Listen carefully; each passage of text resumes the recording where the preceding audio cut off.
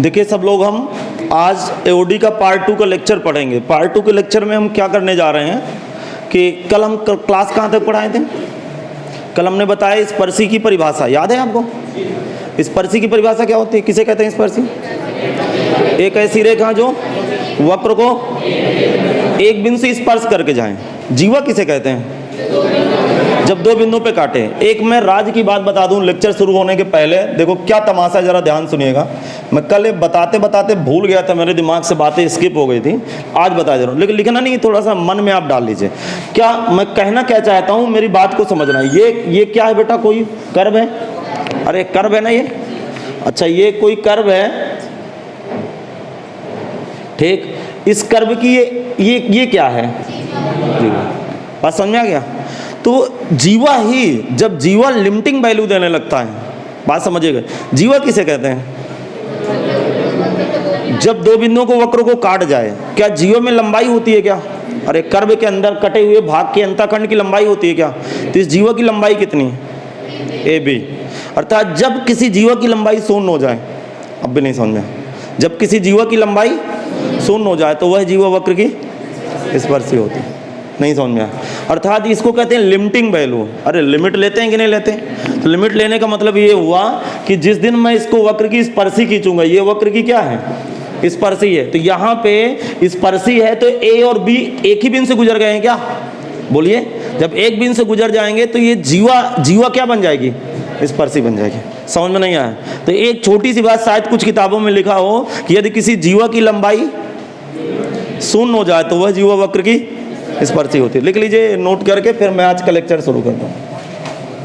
थोड़ा सा इंपॉर्टेंट बात है, लिख लीजिए। यदि किसी, लिखें, यदि किसी वक्र की जीवा की लंबाई शून्य हो, यदि किसी वक्र की जीवा की लंबाई शून्य हो,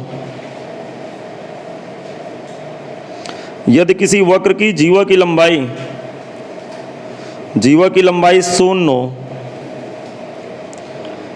लंबाई शून्य हो, लंबाई शून्य हो, तो वह जीवा वक्र की स्पर्शी बन जाती है। तो वह जीवा वक्र की स्पर्शी कहलाती है। वह जीवा वक्र की स्पर्शी कहलाती है। वह जीवा वक्र की स्पर्शी कहलाती है। वह जीवा वक्र की स्पर्शी कहलाती है। वह जीवा वक्र की स्पर्शी कहलाती है। अगली हेडिंग बनाएं, लिखेंगे वक्र का अभिलंब, नॉर्मल ऑफ कर्व। इंग्लिश में लिखेंगे नॉर्मल ऑफ कर्व। अभिलंब को नॉर्मल पढ़ते हैं, और ये बिल्कुल बेसिक कॉन्सेप्ट आपका बिल्कुल एकदम से क्लियर होना चाहिए। और मैं इसको समझा रहा हूँ कि ये क्या तमाशा है, ज़रा ध्यान से सुनेंगे। देखो, साथ साथ फिगर बनाते जाइएगा तो समय हमारा बच जाएगा। जैसा कि आप देख पा रहे हो जो आंखों से, वही फिगर आप ड्रा कर लें। ये कोई वक्र है जिसे हम लोग इंग्लिश में कर्व पढ़ते हैं, और ये इसकी टेंजेंट है ए बी। ये ए बी इसकी टेंजेंट है। टेंजेंट मीन्स स्पर्शी है। ये इसकी स्पर्शी है, और ये इसका, ये मैंने इसका नाम सी डी दिया, बिंदु P x1, y1। ये इसका नॉर्मल है। क्या है? नॉर्मल मीन्स अभिलंब। ये इसका विलंब है। चित्र बनाते समय एक बात का विशेष ध्यान दिया जाए कि स्पर्शी और अभिलंब एक दूसरे से कितना कोण बनाते हैं?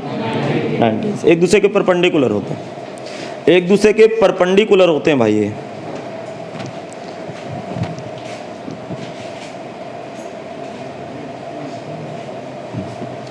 सब लोग इतना फिगर आप ड्रा कर लीजिए जल्दी से।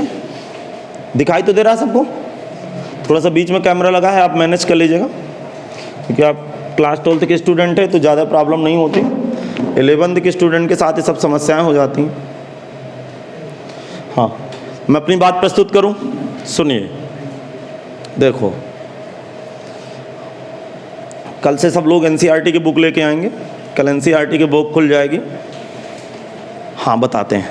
देखो, जिस तरह वक्र की स्पर्शी एक रेखा होती है, पहली बात तो ये सुन लीजिए, आपका दिमाग रिफ्रेश है, मतलब कॉपी कर चुके हैं, कर रहे हैं अभी?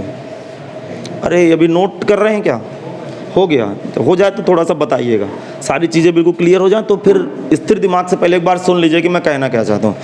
देखो, दो चीज़ों का विशेष ध्यान रखें। नंबर एक कॉन्सेप्ट कि स्पर्शी और वक्र, स्पर्शी और अभिलंब एक रेखा होती है, एक ऐसी रेखा जो वक्र को स्पर्श करके निकल जाए, वक्र की क्या है? स्पर्शी है। और जिस बिंदु पर स्पर्शी खींची गई है, किस बिंदु पर स्पर्शी खींची गई, उसी बिंदु पर एक ऐसी रेखा, ध्यान सुनना, जिस बिंदु पर स्पर्शी खींची गई है उसी बिंदु पर एक ऐसी रेखा जो स्पर्शी से कितना कोण बनाए? 90 कोण बनाए, वक्र का क्या होता है? अभिलंब होता है। इसका मतलब स्पर्शी अभिलंब एक ही बिंदु से जाते हैं, स्पर्शी अभिलंब एक दूसरे के क्या होते हैं? एक दूसरे के लंबवत होते हैं। अब जरा दिमाग लगाते हैं, इधर थोड़ा सा मतलब इसका निषेधन करते हैं, गलत बातें, गलत फिगर बनाते हैं। देखो, ये क्या है? स्पर्शी है क्या? लेकिन ये रेखा स्पर्शी के साथ कितना कोण बनाती है? लेकिन ये नॉर्मल नहीं है। नहीं समझ में आया? क्यों नॉर्मल नहीं भाई? अरे अभिलंब क्यों नहीं है? क्योंकि जिस बिंदु पर स्पर्शी खींची गई है उसी बिंदु से होकर अभिलंब गुजरता है। अब भी नहीं समझ में आया? इसका मतलब बिंदु P के कोऑर्डिनेट क्या है? x का x1 कामा, ध्यान सुनिएगा, बिंदु P वक्र के ऊपर स्थित है क्या? बोलो। तो बिंदु x1 y1 वक्र के समीकरण को संतुष्ट करेगा। बिंदु P स्पर्शी में भी स्थित है क्या? नहीं समझ में आया? अर्थात बिंदु P x1 y1 वक्र के ऊपर भी स्थित है, स्पर्शी के ऊपर भी स्थित है और अभिलंब के ऊपर भी स्थित है। अर्थात बिंदु x1 y1 स्पर्शी अभिलंब वक्र तीनों के समीकरण को संतुष्ट करेगा। यदि आवश्यकता कहीं पड़ जाए, अब भी नहीं समझ में आया, इस वक्र का अभिलंब की परिभाषा क्या लिखेंगे आप? एक ऐसी रेखा जो वक्र की स्पर्शी पर अभिलंब हो, उस रेखा को वक्र का अभिलंब कहते हैं। छोटी सी बात है, लिख डालिए, लिखेंगे एक ऐसी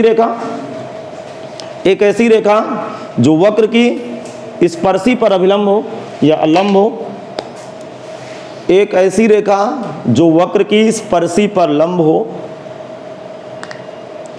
एक ऐसी रेखा जो वक्र की स्पर्शी पर लंब हो, उस रेखा को वक्र का अभिलंब कहते हैं।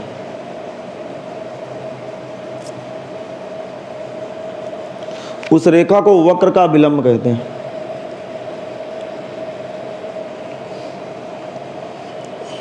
देखो, अच्छा, और छोटी सी डिफरेंशन, इसको थोड़ा सा और छोटा कर दीजिए खींच के। कैसे छोटा कर सकते हैं? स्पर्शी पर खींची गई लंब रेखा वक्र का अभिलंब कहलाता है। एक लाइन छोड़ के इसको भी लिख लीजिए, लिखेंगे स्पर्शी पर खींची गई लंब रेखा, स्पर्शी पर खींची गई लंब रेखा वक्र का अभिलंब कहलाता है। स्पर्शी पर खींची गई लंब रेखा, स्पर्शी पर खींची गई लंब रेखा वक्र का अभिलंब कहलाता है। स्पर्शी पर खींची गई लंब रेखा वक्र का अभिलंब कहलाता है। वक्र का अभिलंब कहलाता है। अब थोड़ा सा फिगर के विषय में इंट्रोडक्शन किया जाए, जरा सुने। फिगर के विषय में सुनेंगे। संलग्न चित्र में AB वक्र की स्पर्शी है तथा बिंदु P x1 y1 पर स्पर्शी के लंबवत CD एक रेखा खींची गई है जो वक्र का अभिलंब है। लिखेंगे संलग्न चित्र में बिंदु P x1, y1 पर, संलग्न चित्र में बिंदु P x1, y1 पर, बिंदु P x1, y1 पर AB एक स्पर्शी खींची गई है। AB एक स्पर्शी खींची गई है। AB एक स्पर्शी खींची गई है। AB एक स्पर्शी खींची गई है तथा बिंदु P x1, y1 पर ही, तथा बिंदु P x1, y1 पर ही, तथा बिंदु P x1, y1 पर ही स्पर्शी के लंबवत, स्पर्शी के लंबवत, स्पर्शी के लंबवत CD, स्पर्शी के लंबवत CD एक रेखा खींची गई है जो वक्र का अभिलंब है। CD एक रेखा खींची गई है जो वक्र का अभिलंब है, जो वक्र का अभिलंब है। बताइए आपको फंडा क्लियर आया कि समझ में आया कि नहीं आया? अरे इसकी स्टोरी पकड़ में आई कि नहीं? बोलो भाई, नहीं समझ में आया? आ गया समझ।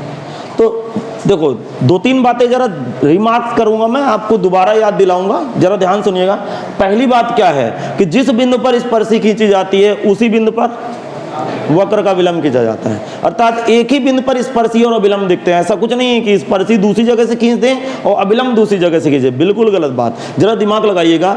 एक सर्किल बना रहा हूं मैं आपके सामने, एक सर्किल बना रहा हूं, ये वृत्त है और ये वृत्त की क्या है? सपोज दैट वृत्त की किस बिंदु पर स्पर्शी खींचेगी? ए पर। तो ए पर ही एक ऐसी रेखा खींचूंगा जो स्पर्शी के साथ कितना कोण बनाए? 90 अंश। तो ये रेखा वक्र का अभिलंब होगा।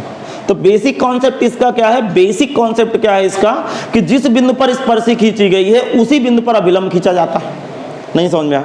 दूसरा कॉन्सेप्ट, स्पर्शी और अभिलंब एक दूसरे के हमेशा लंबवत होते हैं। तीसरा कॉन्सेप्ट, बिंदु P x1, y1 वक्र तथा स्पर्शी तथा अभिलंब तीनों पर स्थित होते हैं।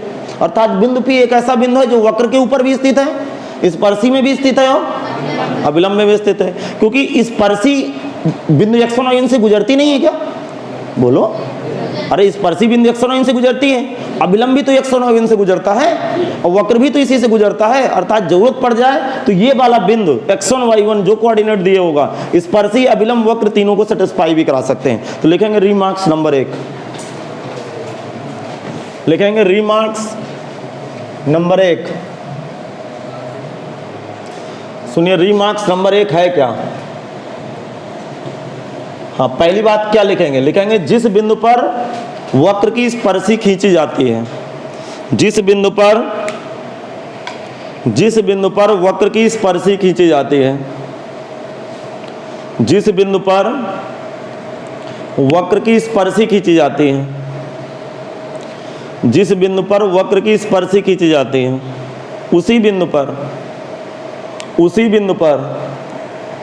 वक्र का विलंब खींचा जाता है, उसी बिंदु पर वक्र का विलंब खींचा जाता है। जिस बिंदु पर वक्र की स्पर्शी खींची जाती है उसी बिंदु पर वक्र का विलंब खींचा जाता है। क्या कंसेप्ट पकड़ में आया भाई? अच्छा, दूसरे नंबर में क्या लिखेंगे? स्पर्शी और अभिलंब सदैव एक दूसरे के लंबवत होते हैं। दूसरे नंबर पे लिखें सब, स्पर्शी और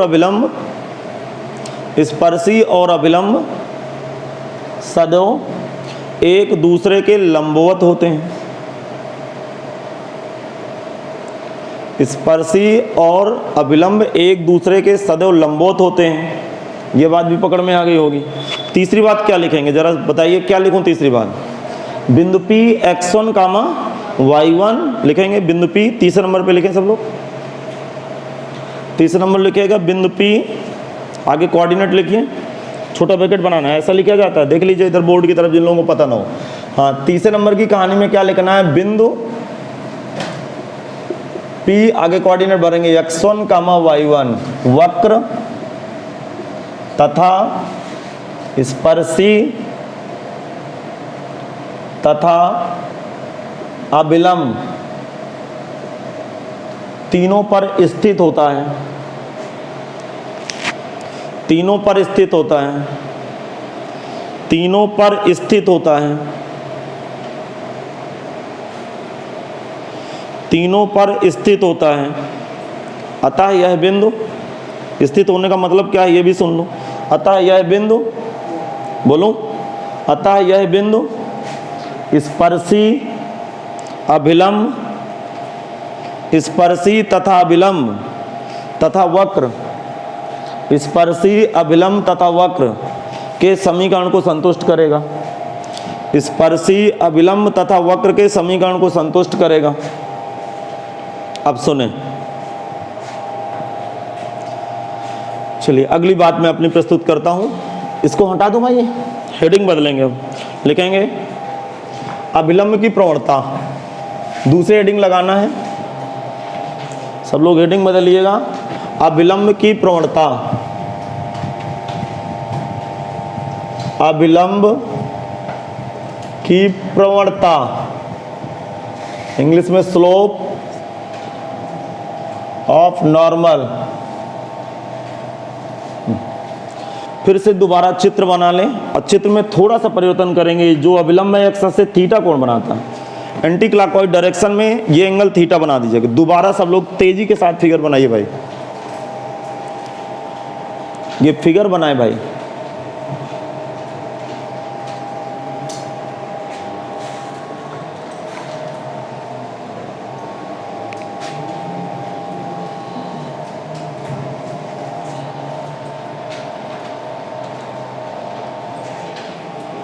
बन गया फिगर।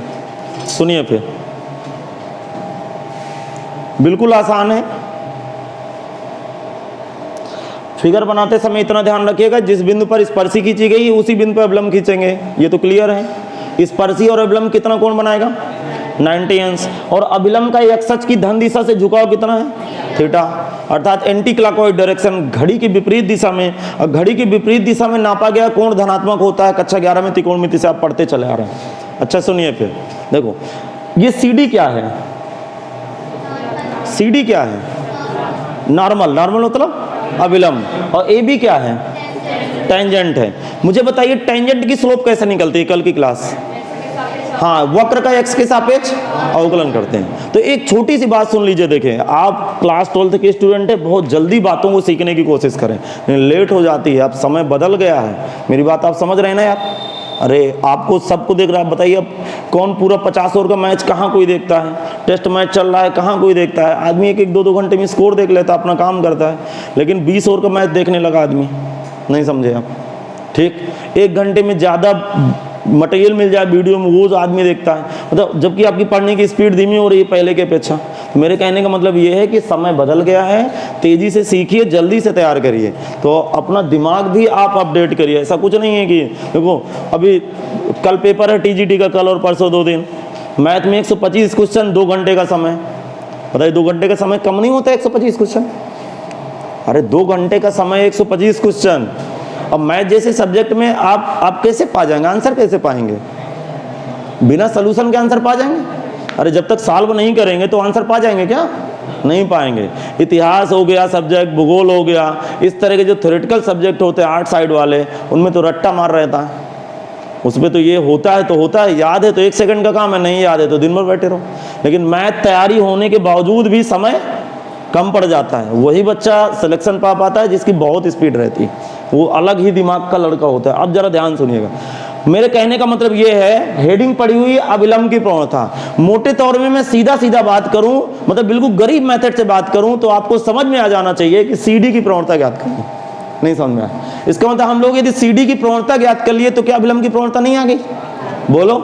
और CD एक्सिस से कितना कोण बनाती है? तो अभिलंब की प्रवणता कितनी हो गई? tan theta. ये तो बहुत छोटी सी बात थी, लेकिन इससे काम नहीं चलने वाला। जब अभिलंब का झुकाव दिए हो एक्सिस से 30 अंश 60 अंश, तो स्लोप आप भर सकते हो। लेकिन अभिलंब की प्रवणता कैसे निकालेंगे? कैलकुलस मेथड से कैसे निकालेंगे? ये तो इंक्लिनेशन पता हो, यदि किसी रेखा का एक्सिस से झुकाव थीटा हो तो प्रवणता tan थीटा होती है, बशर्ते वो रेखा अभिलंब चली गई तो मेरा क्या दोष है? नहीं समझ में आया? नहीं आया समझ? CD एक्सिस से कितना कोण बनाती है? तो CD की प्रवणता tan थीटा। और CD यहाँ क्या है?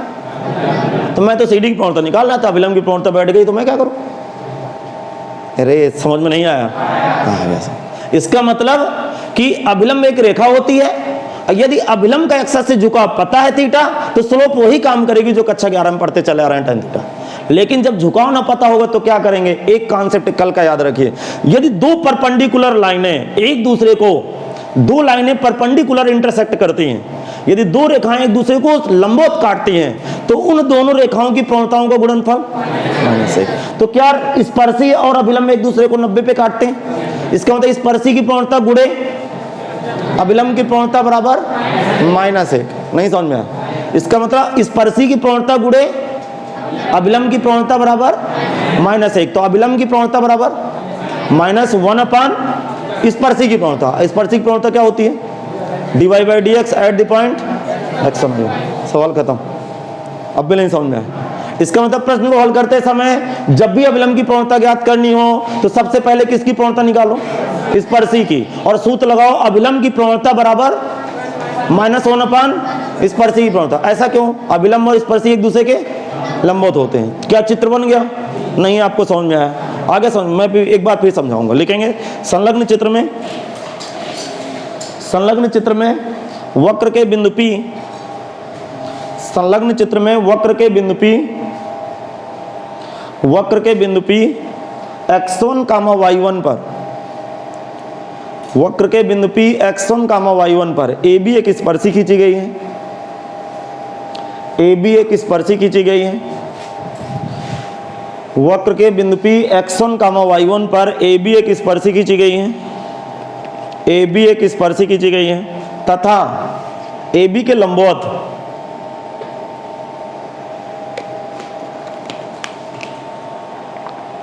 तथा AB के लंबवत CD एक रेखा खींची गई है जो वक्र का विलंब है। CD AB के लंबवत CD एक रेखा खींची गई है, CD एक रेखा खींची गई है, CD एक रेखा खींची गई है जो वक्र का विलंब है, जो वक्र का अविलंब है, जो वक्र का अविलंब है। लिख गया, जो वक्र का अविलंब है। तथा हमें रेखा CD की प्रवणता ज्ञात करनी, तथा हमें रेखा CD की प्रवणता ज्ञात करनी। अब देखो, अब मैं रीजन लिख रहा हूं, आप भी लोग रीजन लिखेगा। चूंकि स्पर्शी तथा अभिलंब, चूंकि स्पर्शी तथा अभिलंब एक दूसरे के लंबवत होते हैं, इसलिए स्पर्शी की प्रवणता, इसलिए अभिलंब की प्रवणता मल्टीप्लाई स्पर्शी की प्रवणता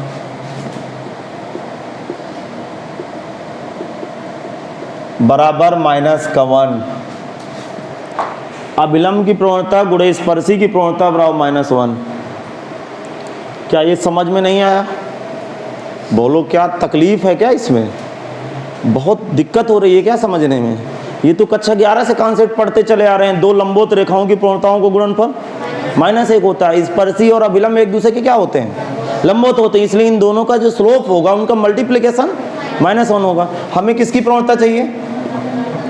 हमें चाहिए अभिलंब की प्रवणता, हमें चाहिए अभिलंब की प्रवणता बराबर -1 अपान स्पर्शी की प्रवणता। स्पर्शी की प्रवणता कोई बताएगा? स्पर्शी की प्रवणता किस बिंदु पे स्पर्शी खींची गई? इतना देख लीजिए फिगर में।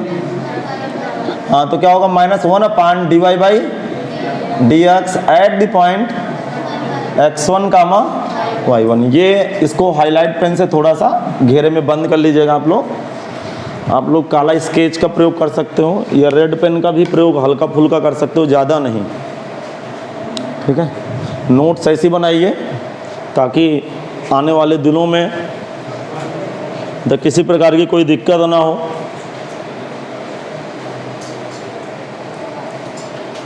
हाँ, क्या मैं अपनी बात आगे बढ़ा दूं? अरे अपनी बात बढ़ाऊं? समझ में आ गया कि नहीं आ गया? इसका मतलब जब भी हमें प्रश्न को हल करते समय जब भी अभिलंब की प्रवणता ज्ञात करनी हो तो सबसे पहले स्पर्शी की प्रवणता ज्ञात करेंगे, फिर इस सूत्र का प्रयोग करेंगे। नहीं समझ में आया? इसका मतलब हम डायरेक्ट अभिलंब की प्रवणता नहीं ज्ञात कर पाएंगे, क्योंकि अवकलन करने से मिलता क्या है? स्पर्शी की प्रवणता। और जैसे सपोज दैट स्पर्शी की प्रवणता 2 आ गई तो अभिलंब की प्रवणता -1/2। नहीं समझ में आया? लिखेंगे, नोट लिख लीजिए। प्रश्न को हल करते समय सर्वप्रथम हम स्पर्शी की प्रवणता ज्ञात करेंगे। प्रश्न को हल करते समय सर्वप्रथम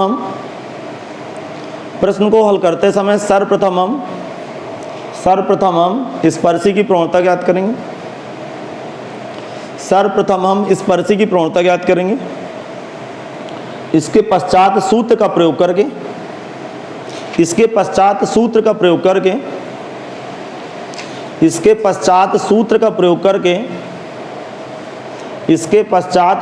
प्रयोग करके अभिलंब की प्रवणता ज्ञात करेंगे। इसके पश्चात सूत्र का प्रयोग करके अभिलंब की प्रवणता ज्ञात करेंगे। इसके पश्चात सूत्र का प्रयोग करके अभिलंब की प्रवणता ज्ञात करेंगे।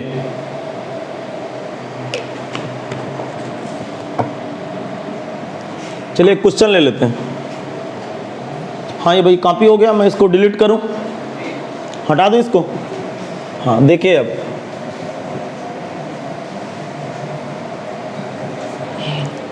हाँ, लिखेंगे क्वेश्चन लिखता हूं, लिखेंगे परवलय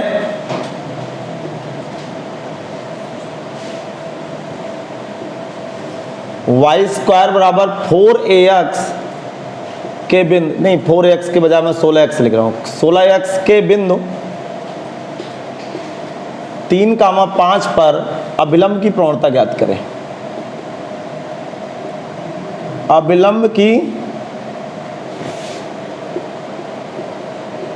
प्रवणता ज्ञात करें या ज्ञात कीजिए। ऐसे बकवासदार क्वेश्चन आएंगे बिल्कुल खत्म एक तरफ से।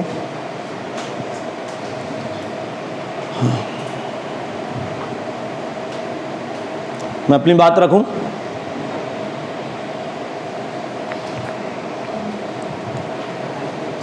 बताऊं भाई आगे।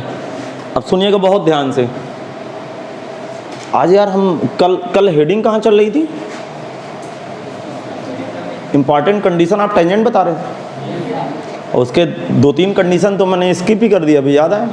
आप लोग बताए नहीं कि हेडिंग कहाँ चल रही थी। चलिए अभी कुछ नहीं हुआ, अभी ये थ्योरी समाप्त करके फिर उठा लूँगा कंडीशन। अच्छा देखते हैं, देखो है क्या मतलब एक्चुअल परवलय के ऊपर 3,5 पर महसूस करके मुझे जवाब देना। बिंदु 3,5 पर अभिलंब खींचा गया, इसका मतलब सबसे पहले 3,5 पर स्पर्शी खींची गई होगी। नहीं समझ में आया? और बिंदु 3,5 पर एक ऐसी रेखा खींची गई होगी जो स्पर्शी से 90 कोण बनाएगी। वो एक्चुअल में परवलय का क्या होगा? अभिलंब होगा। इसकी फोटो दिखा दूं क्या? चलिए इसकी फोटो भी दिखा देता हूं। देखना परवलय का समीकरण क्या है, जरा बताइए। परवलय का समीकरण है क्या? परवलय का इक्वेशन क्या है? इक्वेशन आप पैराबोला, ये गिवन इक्वेशन में लिखे दे रहा हूं यहाँ पे। गिवन इक्वेशन क्या? वाई स्क्वायर बराबर 16x। बताइए परवलय का मुख किधर खुलेगा? एक्स अक्ष की धन दिशा में। 3,5 किस क्वाड्रेंट में होंगे? अरे 3,5 किस चौथांश में? पहले में। तो जब पहले में होंगे जरा दिमाग लगाना, ये पहले चौथांश में ये क्या है? ये है क्या? ये टेंजेंट। और ये क्या है? ये नॉर्मल है। थोड़ा सा इंग्लिश लिख रहा हूँ, कोई दिक्कत तो नहीं है? हाँ ये बिंदु P का कोऑर्डिनेट कितना है? 3,5। समझ में आ रहा है? थोड़ा सा छोटा चित्र बना दिया हूँ, समझ में दिख रहा? पीछे से नहीं दिख रहा? दिख रहा होगा। चलिए जल्दी से फिगर कॉपी करिए।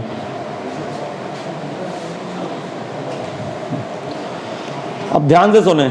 इसका मतलब कल की थ्योरी क्या है? थ्योरी याद है कल किसी को? अरे थ्योरी याद है? यदि किसी वक्र का x के सापेक्ष अवकलन कर दें तो प्राप्त dy/dx हमेशा स्पर्शी की प्रवणता होती है। इसका मतलब समीकरण 1 का x के सापेक्ष अवकलन करें, अब बिंदु 3,5 पे प्रवणता ज्ञात करें। वो किसकी प्रवणता होगी? स्पर्शी की। हमें किसकी प्रवणता चाहिए? अभिलंब की। तो सूत्र का प्रयोग करेंगे। सूत्र क्या? अभिलंब की प्रवणता बराबर -1/, स्पर्शी की। यही बात मैंने अभी लिखा है। प्रश्न को हल करते समय सबसे पहले किसकी प्रवणता ज्ञात करें? स्पर्शी की। स्पर्शी की प्रवणता कैसे ज्ञात होती है? अवकलन करके। लिखेंगे समीकरण 1 का x के सापेक्ष अवकलन करने पर। समीकरण 1 का x के सापेक्ष अवकलन करने पर, समीकरण 1 का x के सापेक्ष अवकलन करने पर, समीकरण 1 का x के सापेक्ष अवकलन करने पर देखो y स्क्वायर का अवकलन 2y, फिर y का dy/dx, 16x का 16। इसका मतलब dy/dx कितना बैठा? जरा बताओ मुझे।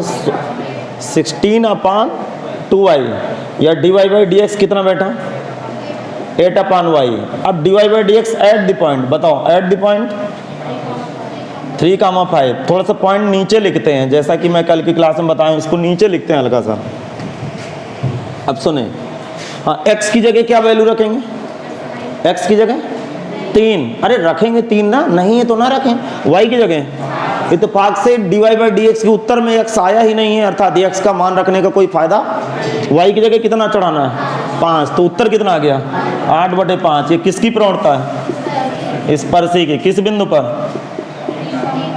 बिंदु 3,5 पर, मैं शब्दों में भी लिख दे रहा हूं, आप लोग भी लिख लीजिएगा, स्पर्शी की प्रवणता। क्या क्लियर भाई?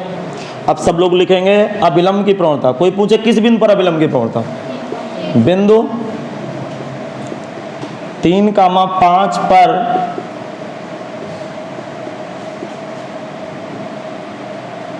अभिलंब की प्रवणता -1/, स्पर्शी की प्रवणता। हाँ, स्पर्शी की प्रवणता कितनी है?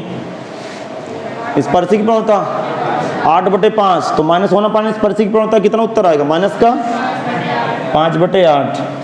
हाँ भाई, थोड़ा सा देखने में प्रॉब्लम हो तो आप देख लीजिएगा पीछे से, मैनेज कर लोगे?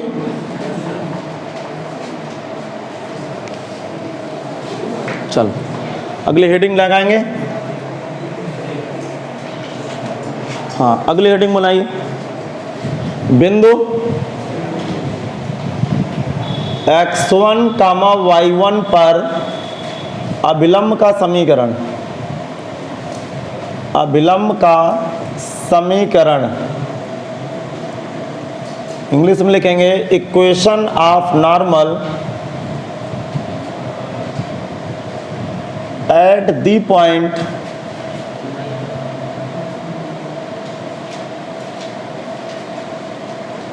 x1, y1। चलो हिंदी इंग्लिश दोनों लिख लीजिए जल्दी से, स्पीड के साथ। बस छोटी सी बात है, दोबारा फिर से चित्र बना लें, वही फिगर बार बार बन रहा है। इस बार हमें CD का समीकरण ज्ञात करना है भाई, इस बार हमें CD का समीकरण ज्ञात करना है।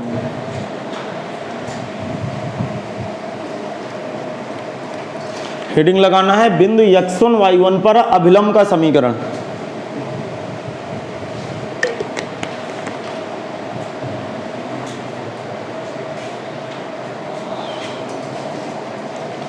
बिंदु x1, y1 पर अभिलंब का समीकरण लगाना है भाई। सुनिए, चित्र बना रहे हैं आप लोग? अरे फिगर खींच रहे हैं भाई? हाँ, और क्या नहीं, कौन सा बनाओ? और कोई फिगर दिख रहा है क्या बोर्ड में? अच्छा, बगल वाला ये कहाँ है? वो तो यार उस क्वेश्चन का सलूशन है। कुछ लोग कह रहे हैं बगल वाला बनाना है क्या? पहली बात तो मैं ही आज भांग पी के आ गया हूँ।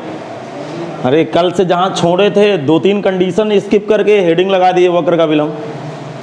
आप लोगों को कोई गलती नहीं, क्योंकि आपको तो कुछ पता नहीं है क्या चल रहा है। नहीं, सही समय में याद कर लिए, इतना कौन सा कम है। चलो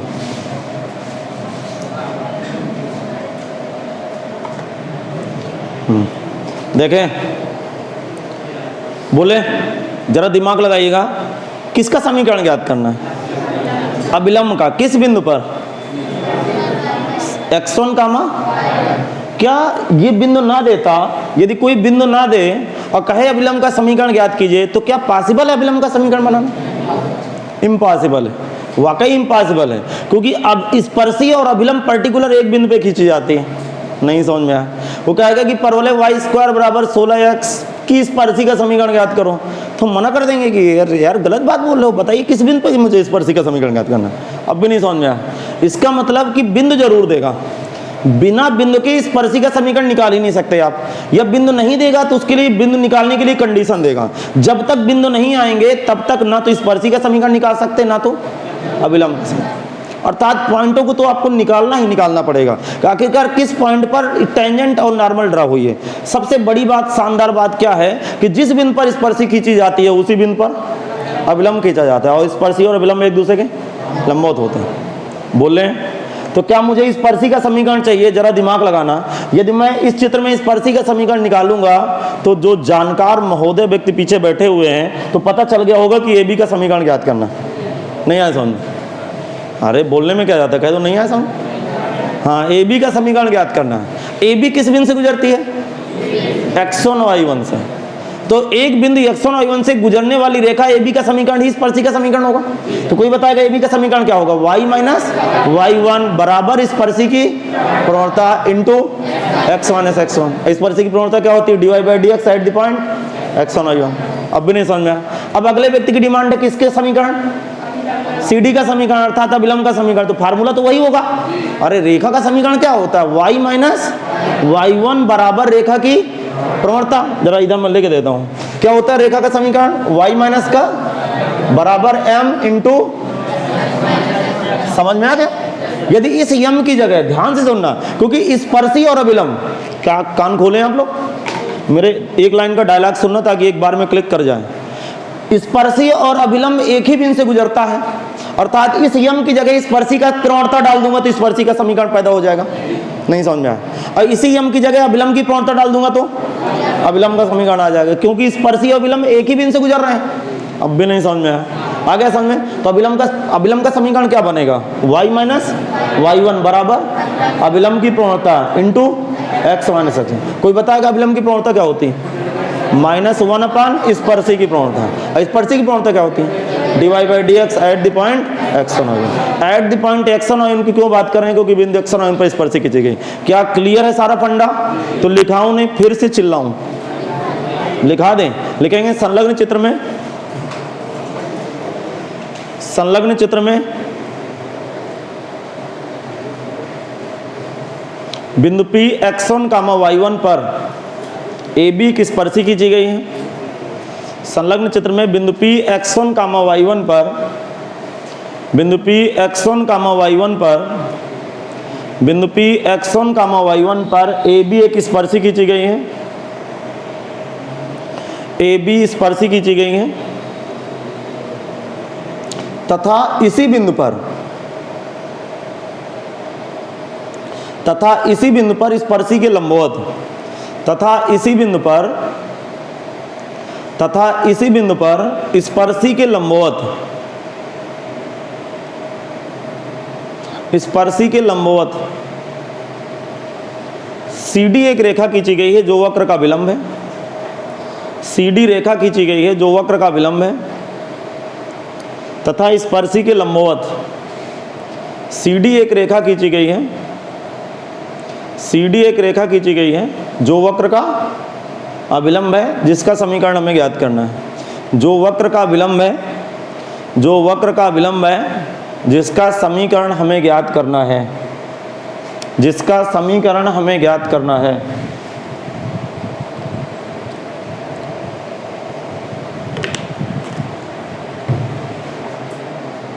सुनना, क्या क्लियर है भाई? इसका मतलब कि रेखा CD का समीकरण ही वक्र के अभिलंब का समीकरण होगी। ये बात लिख लीजिए नीचे, लिखेंगे रेखा CD का समीकरण ही वक्र के अभिलंब का समीकरण होगा। रेखा CD का समीकरण ही, रेखा CD का समीकरण ही वक्र के अभिलंब का समीकरण होगा। वक्र के अभिलंब का समीकरण होगा। रेखा CD का समीकरण ही वक्र के अभिलंब का समीकरण होगा। तो मैं क्या लिखूंगा? बिंदु, आप लोग भी लिखना शुरू करो। बिंदु x1, साथ साथ लिखे मेरे, x1, y1 पर अभिलंब का समीकरण, अभिलंब का समीकरण, अभिलंब का समीकरण,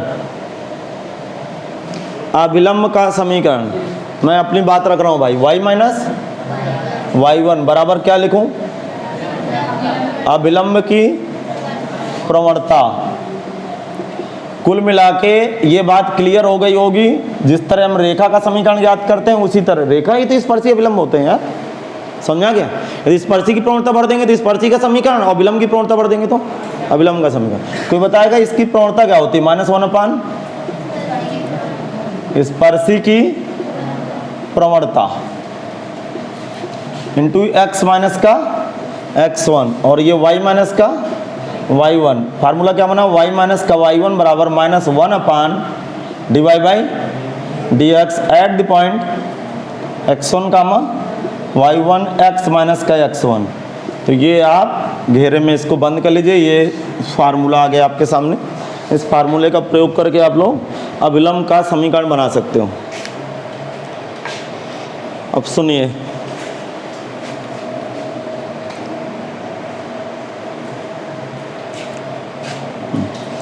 एक क्वेश्चन मैं लेता हूं।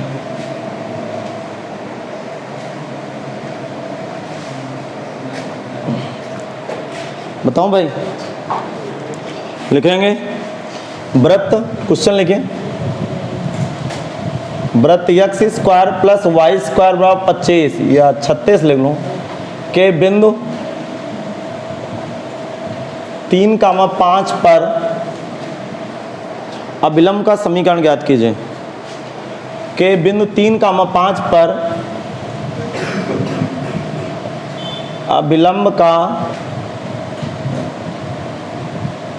समीकरण ज्ञात कीजिए। हाँ भाई, अभिलंब का समीकरण हमें ज्ञात करना है। जरा सुनिएगा,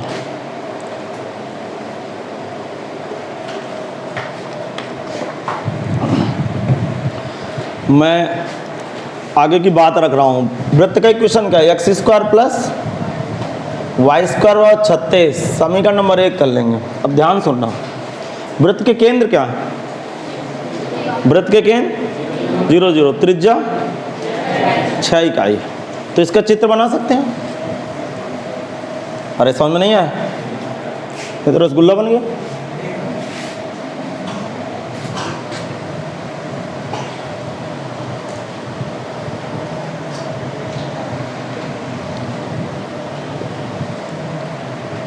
x X dash Y Y dash, ठीक।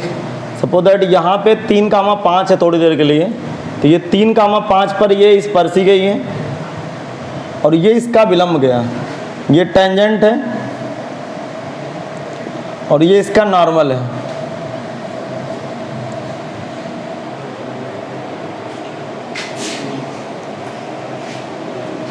समझ में आ गया? अब सुनिए, अभिलंब का समीकरण बनाने के लिए सबसे पहले क्या ज्ञात करेंगे? स्पर्शी की प्रवणता। और स्पर्शी की प्रवणता के लिए क्या करेंगे? समीकरण एक एक्स के सापेक्ष अवकलन करेंगे। 3,5 पर प्रवणता बनाएंगे। वो प्रवणता किसकी होगी? स्पर्शी की। जल्दबाजी ना करें, कुछ लोग इसको अभिलंब की प्रवणता समझ लेते हैं, अब पूरा सब गलत हो जाता है। यही थोड़ी सी जल्दबाजी के चक्कर में पूरा काम तमाम हो जाएगा आपका। सबसे पहले फिर सुन लें, हमेशा अवकलन करने से किसकी प्रवणता आती है? स्पर्शी की। जब भी अभिलंब का समीकरण यूज करना हो तो किसकी प्रवणता यूज करेंगे? अरे अभिलंब का समीकरण बनाना हो तो प्रवणता किसकी चाहिए? अभिलंब की। प्रवणता अवकलन से किसकी निकलती है? स्पर्शी की। तो स्पर्शी की मदद से किसकी प्रवणता बनाएंगे? फिर अभिलंब का समीकरण भरेंगे। लड़का क्या करता है? स्पर्शी की प्रवणता यूज करके अभिलंब का समीकरण लिख देता है, जबकि वो एक्चुअल में स्पर्शी का समीकरण लिखता है और लिख देता है अभिलंब का समीकरण। अब भी नहीं समझ में आया मैं क्या कहना चाहता हूँ? नहीं आया समझ में? हाँ आ गया समझ में। लिखेंगे समीकरण 1 का x के सापेक्ष अवकलन करने पर, समीकरण 1 का x के सापेक्ष अवकलन करने पर लिखेंगे समीकरण 1 का x के सापेक्ष अवकलन करने पर।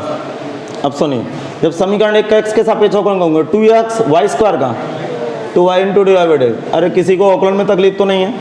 अब तकलीफ हो तो देर हो चुकी है भाई। अब आप पीछे का 5वां चैप्टर आप देखें, x प्लस का y into D Y by D X बराबर 0। क्या मैं बोलूं? अच्छा अब बहुत ध्यान सुनना, मैं क्या कह रहा हूं कि D Y by D X कितना आ गया? माइनस के X upon Y. D Y by D X है क्या? स्पर्शी की प्रवणता। लेकिन स्पर्शी एक यूनिक पॉइंट, यूनिक का मतलब एक निश्चित एकल बिंदु में खींची जाती है। अब किस बिंदु पे खींची गई?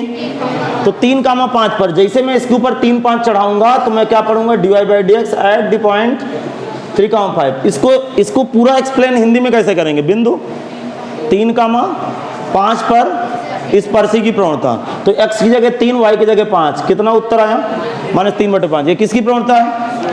अब बच्चा चमत्कार क्या करेगा? आप लोग कैसे चमत्कार करोगे परीक्षा में? कहोगे कि अभिलंब का समीकरण y - y1 5 बराबर ये प्रवणता नहीं समझ में आया। और ये प्रवणता किसकी है, तो स्पर्शी का समीकरण बन जाएगा।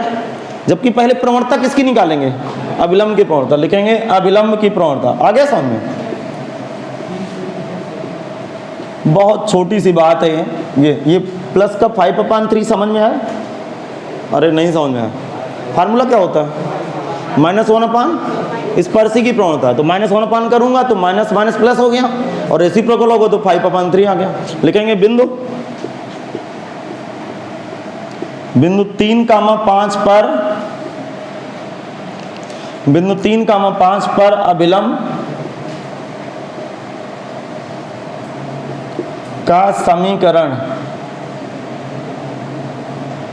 y माइनस का y1 5 बराबर प्रवणता 5/3 इंटू एक्स माइनस का x1 3। समझ में नहीं आया? अरे फार्मूला y माइनस का y1, फिर समझाऊं क्या? y माइनस का y1 बराबर किसकी प्रवणता, अभिलंब की। अभिलंब की प्रवणता कितनी है, 5/3 इंटू एक्स माइनस x1 3 का इधर गुणा करो, 3y माइनस का 15 बराबर 5x माइनस का 15। सुनना, तो 3y उधर ले जाओ बेटा, 15 से 15 कट गए क्या, ये कटा, आंसर कितना है 5x माइनस का 3y बराबर 0।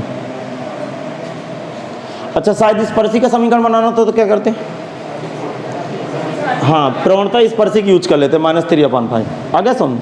चलिए अब मैं कुछ कंडीशन बता दूं स्पर्शी के जो कल की क्लास में स्किप हुए थे।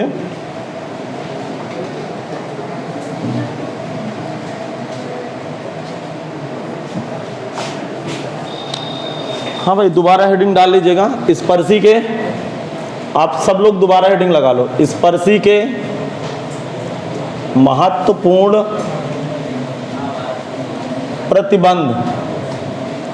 वैसे कल हेडिंग पड़ी थी लेकिन बीच में हेडिंग ब्रेक हो गई है भाई। अरे अभी दोबारा हेडिंग फिर लगा लो भाई, फिर नंबरिंग कर लेंगे जो छूटे हैं, पढ़ना है। सुनना, कल शायद मैंने 4-5 कितने प्रतिबंध लिखा है, 4। पहला प्रतिबंध क्या लिखा था याद दिला दूं, यदि स्पर्शी एक सच के समांतर है अर्थात एक सच के ऊपर है तो स्पर्शी की प्रवणता, आप बताओ, मुझे नहीं पता, 0 होती है। ऐसे आज सब लोग उदास बैठे हो जैसे आपके ऊपर पूरा कर्ज आ गया हो गणित का। हाँ, यदि स्पर्शी एक सच के समांतर है या एक सच के संपाती है या एक सच पर है, समझ पा रहे हो, तो प्रवणता tan 0 बराबर 0 हो जाएगी। यदि स्पर्शी एक सच पे लंब है अर्थात YH के समांतर है तो स्पर्शी की प्रवणता अनंत होती है। बात समझ में? तीसरा कॉन्सेप्ट, यदि किसी वक्र पर 2 स्पर्शियां खींची जाएं, कल की क्लास में याद दिला रहा हूँ, रिवीजन, यदि किसी वक्र पर 2 स्पर्शियां खींची जाएं, दोनों स्पर्शी एक दूसरे के समांतर हो तो दोनों स्पर्शियों की प्रवणताएं आपस में बराबर होती है। फिर कल क्या बताए थे, यदि किसी वक्र पर 2 स्पर्शियां खींची जाएं, दोनों स्पर्शी एक दूसरे के लंबवत हों तो दोनों स्पर्शियों की प्रवणताओं को गुणनफल आने से। तो आज की तो मैं इसको नंबर 1 ही हेडिंग करता हूँ। अरे समझ में आ गया? फिर से 1 2 3 जितने बचे हैं फिर लिख लीजिए, 4 पड़े रहने दीजिए पीछे। देखो सुनना, आज की कंडीशन क्या है कि ये कोई आपके पास एक वक्र है, ठीक है, ये वक्र है जिसको मैंने वृत्त के रूप में दर्शाया है, और कंडीशन कुछ ऐसे है, जरा दिमाग लगाना आप लोग। हाँ, ये पहली स्पर्शी है, ये बिंदु P पर स्पर्शी खींची गई, ये Q पे स्पर्शी खींची गई, अर्थात ये दूसरी स्पर्शी है, दूसरी स्पर्शी, और ये पहली स्पर्शी। हाँ, दूसरी स्पर्शी पहली स्पर्शी, और एक दूसरे को थीटा कोण पर स्पर्शी काट गए। फिगर बना,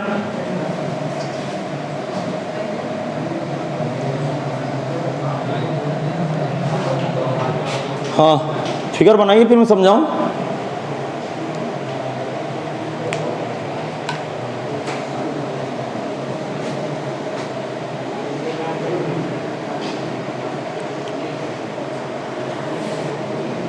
सुनिएगा,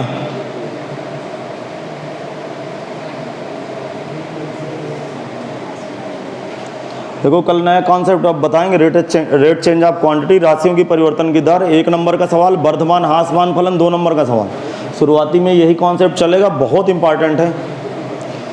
क्योंकि उससे ग्राफ ऑफ से मैं सब तरह से सिखाऊंगा, जो जो पॉसिबल बातें होंगी सब बताऊंगा, चाहे जितना समय लग जाए।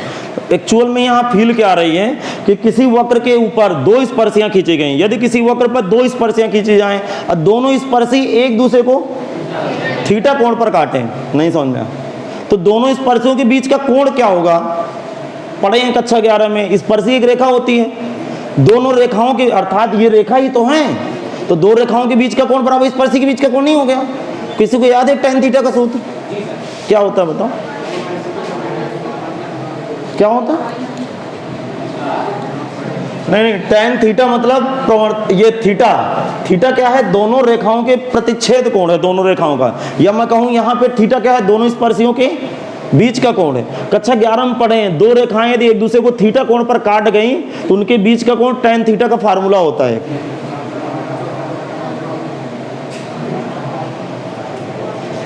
कक्षा 11 में किनका आप लोग साथ किए थे, दोस्ती बनाए थे किसी के साथ? उसका नाम याद है कि वो भी भूल गए? याद है, मरते दम तक नहीं भूलेगा वो। मतलब फालतू की बातें आपको 24 घंटा याद है। वो याद क्यों है? क्योंकि भूला ही नहीं तो याद कैसे नहीं रहेगा। नहीं समझे आप मेरी बात? हाँ, तो जिस तरह वो नहीं भूला उस तरह ये कैसे भूल गया? tan थीटा का सूत्र क्या होता है बताओ? नहीं, मैं पढ़ाऊंगा नहीं आज आपको क्लास। 1 मिनट आ गया शायद जवाब, बोले y1 माइनस y2 तो तब लगाते हैं ना जब किसी दो बिंदु से रेखा गुजर गई हो। हाँ, सही बताया उसने। देखो फार्मूला है माड के अंदर m1 minus m2 divide by 1 plus m1 m2। याद आया कि भूल गया? आया याद, जबरदस्ती tan थीटा बराबर y2 माइनस y1 बटे x2 माइनस x1। वो तो दो बिंदुओं से होकर जाने वाली रेखा की प्रवणता बता रहे हो आप। वो तो tan थीटा वहाँ पे प्रवणता है, यहाँ थीटा क्या है, दोनों रेखाओं के बीच का कोण है। ये स्लोप नहीं है श्रीमान जी, ये tan थीटा स्लोप नहीं है, ये दोनों रेखाओं के बीच का कोण tan थीटा के साथ निकलता है, याद करिए। अच्छा एक बात मुझे और जवाब दीजिए, मैंने माड क्यों लगाया? माड क्यों लगाया? ताकि अंदर वाली संख्या निगेटिव यदि बनती है तो बाहर पॉजिटिव बन जाए। अरे नहीं समझ में आया? चलो ये तो पता चल गया कि यदि इसके अंदर निगेटिव आता है तो उस निगेटिव को, इसका कैलकुलेशन यदि निगेटिव आता है, आप खोपड़ी खोले हो कि नहीं पहले बात तो ये बता दो। देखो ये बातें बाद में समझ में आती हैं जब कक्षा 12 पास हो जाना होता है, तब तक नंबर आ जाते हैं। नंबर से समझ का कोई लेना देना नहीं, ये भी बता दूँ। बहुत ऐसे लोग हैं जो गणित में 100 नंबर ले आएंगे लेकिन शायद कॉन्सेप्ट उतने अच्छे ना हो, लेकिन आ जाते हैं नंबर, क्योंकि नंबर से सवाल आप लगा दिए, नंबर मिल गए। मतलब A4 के कागज़ से आपकी योग्यता की जांच नहीं की जा सकती। मेरी बात आप समझ रहे हो? किसी के नंबर बहुत अच्छे आ गए हैं तो बेशक वो योग्य है, लेकिन उससे भी ज़्यादा योग्य बैठे हैं जिसके नंबर नहीं आ पाए शायद। मेरी बात आप समझ रहे हैं? बहुत सारे व्यक्ति हैं जिनकी जॉब लग गई है, जिनकी जॉब लगी है वो तो योग्य हैं, मैं नहीं कहता योग्य नहीं है, लेकिन उससे 10 गुना योग्यों की जॉब नहीं लग पाई। पता नहीं क्या कमी रह गई, भगवान जाने। अब बात समझ नहीं आए तो ये सब चीज़ें होती रहती। इधर जरा ध्यान सुन, माड मैंने ये लगाया है, एक्चुअल माड की फीलिंग क्या होती है कि जैसे बात समझिएगा, हम हवाई जहाज़ में यात्रा करते हैं और किसी कारणवश यदि गड़बड़ हुई प्लेन तो पैराशूट बगैर पहने यदि कूद गए तो बच गए तो बच गए, अथवा मरना तो तय है, नहीं समझे? लेकिन यदि एक बार पैराशूट पहन के कूदेंगे तो शायद चांस है बचने के। उसी तरह मुझे नहीं पता कि अंदर वाली वैल्यू पॉजिटिव आएगी कि नेगेटिव आएगी, लेकिन वही फील आ रहा है कि शायद नेगेटिव ना आ जाए, तो पहले से पैराशूट पहना दिया हूँ कि नेगेटिव आओगे तो मुझे बचाओगे। नहीं समझ में आया तुम्हें? शायद ये हल करते करते 5 आ गया तो माड का कोई रोल नहीं है, लेकिन यदि -5 आ गया तो +5 कर देगा। अब भी नहीं समझ में आया? अच्छा ये इसकी वैल्यू मैं पॉजिटिव के क्यों पीछे पढ़ाऊँ, अब इतना बता दो। हाँ, ये इसकी वैल्यू मैं पॉजिटिव के पीछे क्यों पढ़ाऊँ, क्यों पीछे क्यों पढ़ाऊँ? जल्दी से जवाब चाहिए भाई, इतना समय नहीं है जितना आप समय ले लेते हैं। बोलो शायद जवाब मिल जाए जल्दी। नहीं, जवाब नहीं मिलेगा। मैं बता रहा हूँ, दो रेखाओं के बीच का कोण हमेशा न्यून कोण होता है। बोलिए, न्यून कोण का मतलब? हाँ, 0 से 90 के बीच उत्तर आना चाहिए। बोले, यदि ये पॉजिटिव है वैल्यू तो tan थीटा प्रथम चौथांश में पॉजिटिव होता है, तो 100% थीटा की वैल्यू 0 से 90 के बीच आएगा। अच्छा मैं एक बात और समझा दूँ, क्या ये जो थीटा है, इधर फिगर की तरफ सब लोग आंखें फाड़ फाड़ के देखें, क्या थीटा की वैल्यू 90 से कभी ज़्यादा हो सकती है? 90 तक हो सकती है? नहीं समझ में आया? अच्छा जरा दिमाग लगाओ, यदि स्पर्शी इस तरह दो स्पर्शियाँ खींचेंगे, एक ये और एक ये, अरे एक स्पर्शी ये खींची गई और एक स्पर्शी ये खींची गई, तो दोनों स्पर्शी कितने अंश पे काटी? 90 अंश।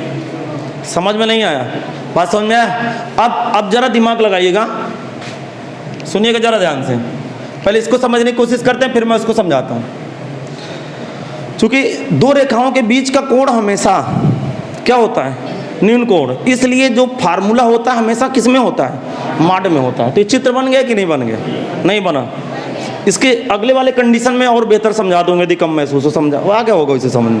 देखो मैं बताता हूँ, देखो एक्चुअल फील क्या है कि सपोज दैट ये दो रेखाएं हैं, ध्यान सुनिएगा, ये दो ऐसे करके ये दो रेखाएं निकल गई, ये दो रेखाएं निकल गई, ठीक, ये दो रेखाएं निकल गई। आप समझ रहे हो कि नहीं समझ रहे हो? जरा दिमाग लगाना। तो दो रेखाओं के बीच का कोण ये नहीं होगा, दो रेखाओं के बीच का कोण हमेशा न्यून कोण होता है, अर्थात ये वाला एंगल है, ये वाला एंगल। अब भी नहीं समझ में आया आपको? बोलो। इसका मतलब दो रेखाओं के बीच का कोण सदैव न्यून कोण होता है, और न्यून कोण होगा तो थीटा का उत्तर कितना आएगा? 0 से 90 तक हो सकता है। मेरी बात बीच में चलना चाहिए। इसका मतलब tan थीटा का उत्तर क्या होना चाहिए? पॉजिटिव। इसीलिए वो फार्मूला माड में लगाया जाता है। लिखेंगे इसका कोऑर्डिनेट क्या भरूं जरा बताओ? x1 कामा y1, इसको x2 कामा y2 लिखेंगे। यदि किसी वक्र पर दो स्पर्शियां खींची जाएं, यदि किसी वक्र पर दो स्पर्शियां खींची जाएं, यदि किसी वक्र पर दो स्पर्शियां खींची जाएं, यदि किसी वक्र पर दो स्पर्शियां खींची जाएं और पहली स्पर्शी की प्रवणता m1 हो, और पहली स्पर्शी की प्रवणता m1 हो, और पहली स्पर्शी की प्रवणता m1 हो तथा दूसरी स्पर्शी की प्रवणता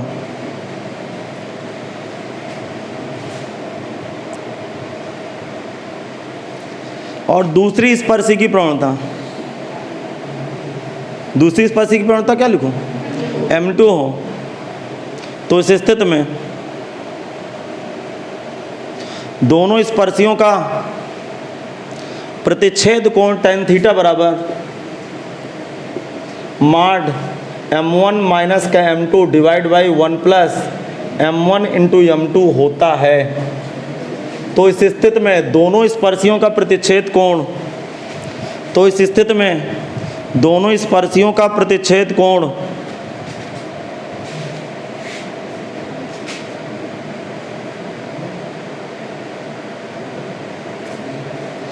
तो इस स्थिति में दोनों स्पर्शियों का प्रतिच्छेद कोण tan थीटा बराबर, ये आपके सामने प्रस्तुत है भाई। समझ में नहीं आया क्या? आ गया समझ? अच्छा ना समझ में आया तो यहाँ से सीख ले। दूसरे नंबर की कहावत देखें, ये आपके देखो, ये इसका यूज नहीं है आपके एनसीईआरटी में, बहुत कम यूज है, इसका भयंकर यूज है। अब इसको सीखेंगे कि ये क्या तमाशा है। ध्यान से सुनिएगा, बहुत सीरियस हो गए, नहीं फिर मुझे भी तकलीफ आपको भी तकलीफ। थोड़ा सा दिमाग लगाइएगा। आपके पास इस तरह के दो कर्व हैं, दिख रहा है कि मैं उधर फिगर बनाऊं, बीच में कैमरा आ रहा है, दिख रहा हो, ठीक है। दो वक्र हैं, ये पहला वक्र है, ये क्या है? पहला वक्र।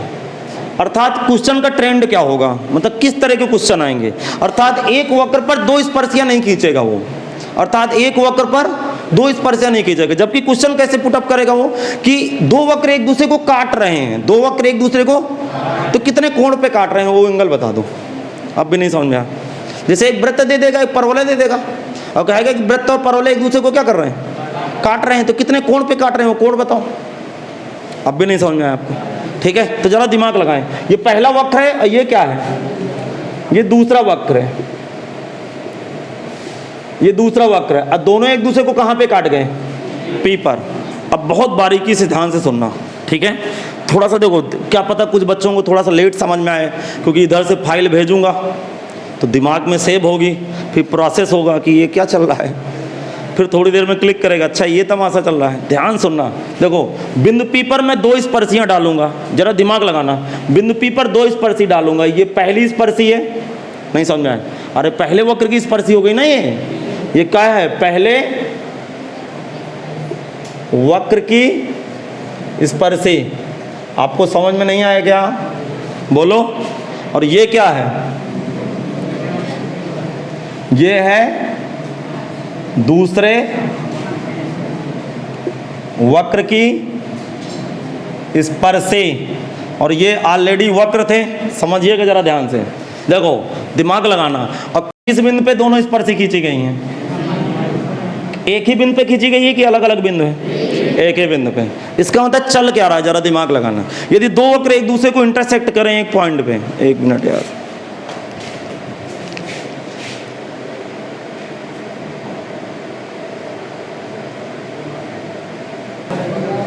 देखो ध्यान से देखना, इधर देखिए सब लोग, इधर देखिए, इधर देखिए। यदि दो वक्र एक दूसरे को काटते होंगे, ठीक, एक दूसरे को काटते होंगे, तो मुझे बीच का एंगल चाहिए।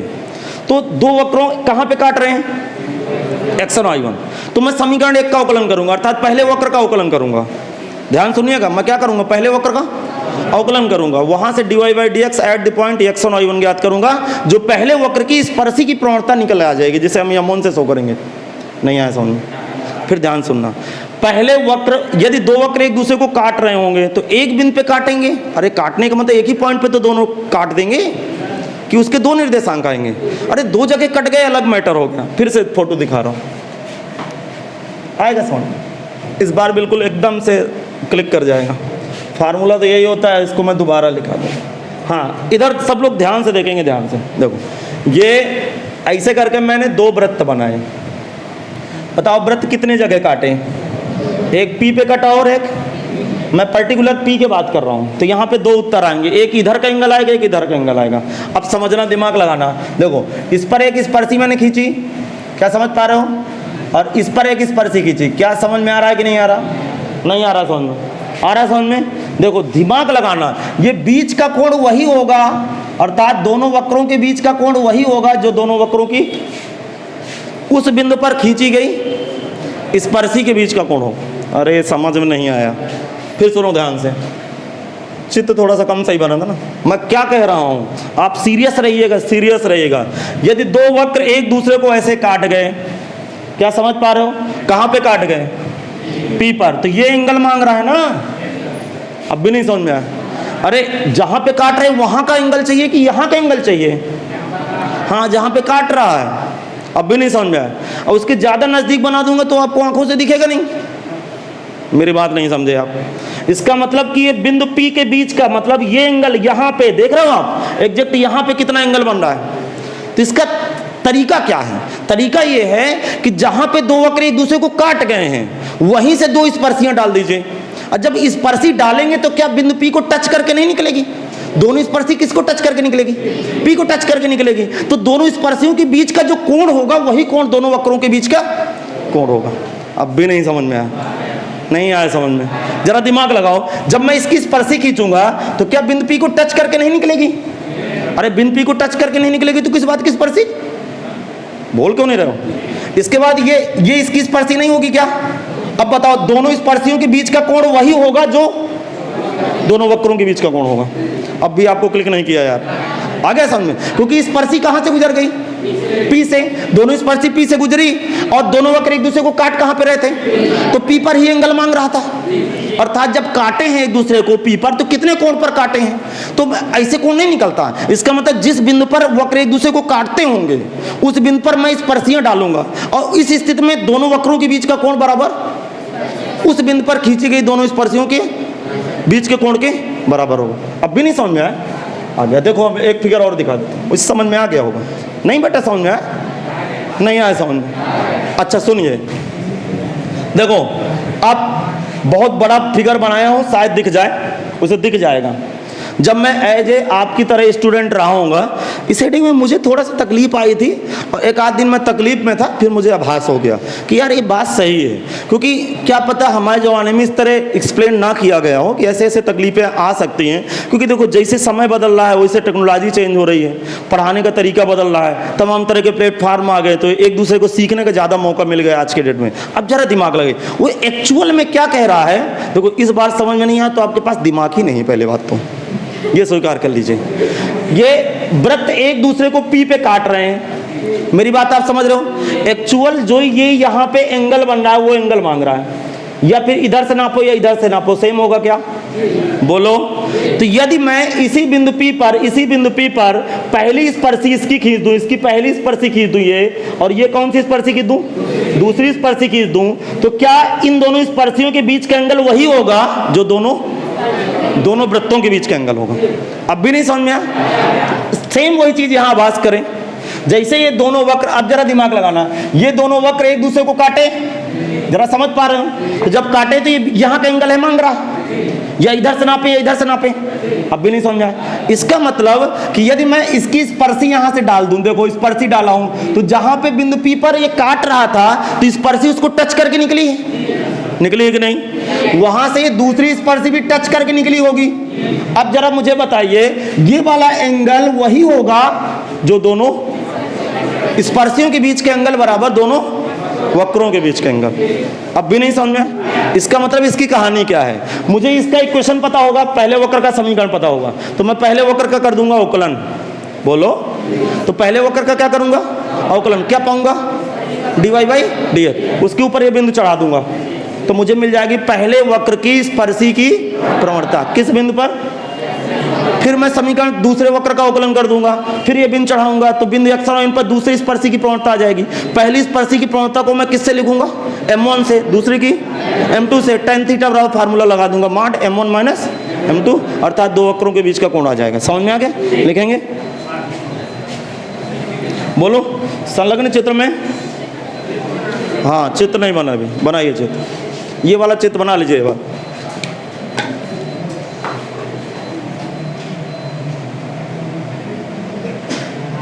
हाँ, अब तो भाई समझ में आ गया ना। मुझे एक बार ये बताइए, ये कॉन्सेप्ट माइंड में आया कि दो वक्रों के बीच का कोण वही होता है जिस बिंदु पर दो वक्र एक दूसरे को काटते हैं, उस बिंदु पर खींची गई स्पर्शियों के बीच का कोण बराबर दोनों वक्रों के बीच का कोण। अभी ये बात मैं लिखा देता हूँ, थोड़ा बड़ी साफ साफ फिगर बनाइएगा। पहले तो वक्र खींचिएगा, बाद में स्पर्शियाँ खींचेगा। चित्र तब आपका सही बनेगा, पहले दोनों वक्र खींचे, बाद में स्पर्शी खींचें। और अपने चित्र में आभास करें कि ये थीटा मांगा जा रहा है, ये मांगा जा रहा है थीटा, और यही थीटा दोनों वक्रों के बीच का कोण है, और यही थीटा दोनों स्पर्शियों के बीच का कोण है। सेम है भाई, ये थीटा मांगा जा रहा है।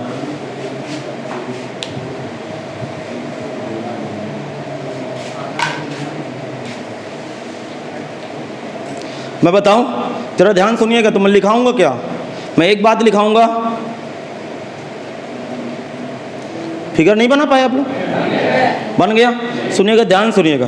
दो वक्रों के बीच का कोण वही होगा जो बिंदु x1, y1 पर खींची गई दोनों स्पर्शियों के बीच का कोण होगा। लिखेंगे बिंदु x1, y1 पर, बिंदु x1, y1 पर खींची गई दोनों स्पर्शियों के बीच का कोण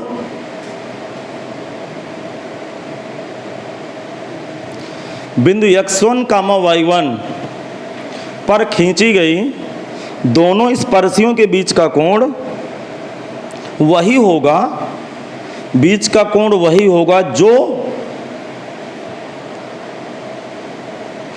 दोनों वक्रों के बीच का कोण होगा, जो दोनों वक्रों के बीच का कोण होगा।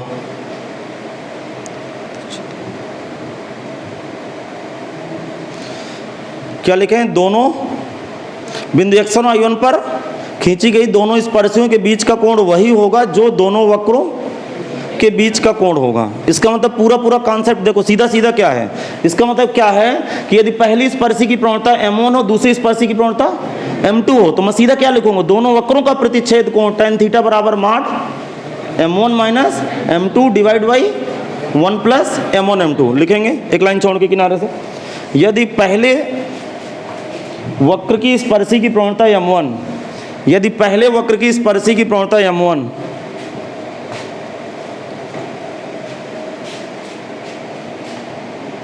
यदि पहले वक्र की स्पर्शी की प्रवणता m1 तथा दूसरे वक्र की स्पर्शी की प्रवणता m2 हो, यदि पहले वक्र की स्पर्शी की प्रवणता m1 तथा दूसरे वक्र की स्पर्शी की प्रवणता m2 हो,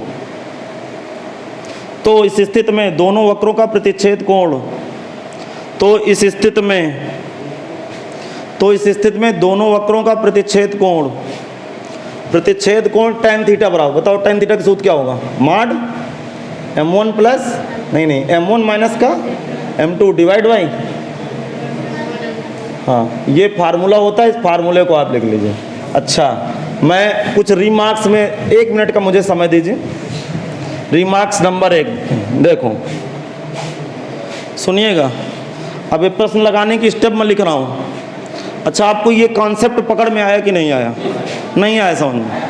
यदि दो वक्र एक दूसरे को काट रहे हैं तो उनके बीच का कोण वही होगा जो कटान बिंदु पर दो स्पर्शियां डालें, तो दो स्पर्शियों के बीच का कोण बराबर दोनों वक्रों के बीच का कोण। नहीं समझ में आया? इसका मतलब पहली बात मैं क्या लिखूंगा? पहली बात लिखूंगा प्रतिच्छेद बिंदु, लिखेंगे प्रतिच्छेद बिंदु पर दोनों स्पर्शियों के बीच का कोण बराबर दोनों वक्रों के बीच का कोण। प्रतिच्छेद बिंदु पर दोनों स्पर्शियों के बीच का कोण, प्रतिच्छेद बिंदु पर दोनों स्पर्शियों के बीच का कोण, प्रतिच्छेद बिंदु पर दोनों स्पर्शियों के बीच का कोण बराबर दोनों वक्रों के बीच का कोण।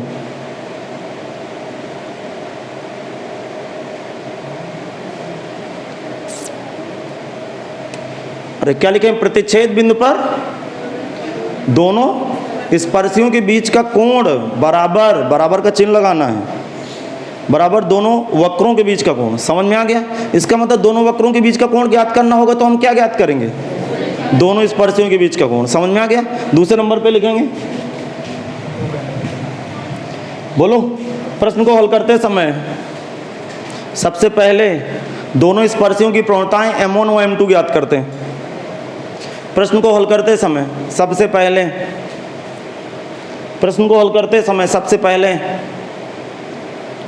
दोनों स्पर्शियों की प्रवणताएं m1 तथा m2 ज्ञात करते हैं। प्रश्न को हल करते समय सबसे पहले दोनों स्पर्शियों की प्रवणताएं m1 तथा m2 ज्ञात करते हैं। इसके पश्चात tan थीटा बराबर mod m1 minus m2 divide by m1 into m2 का प्रयोग करके थीटा का मान ज्ञात करते हैं।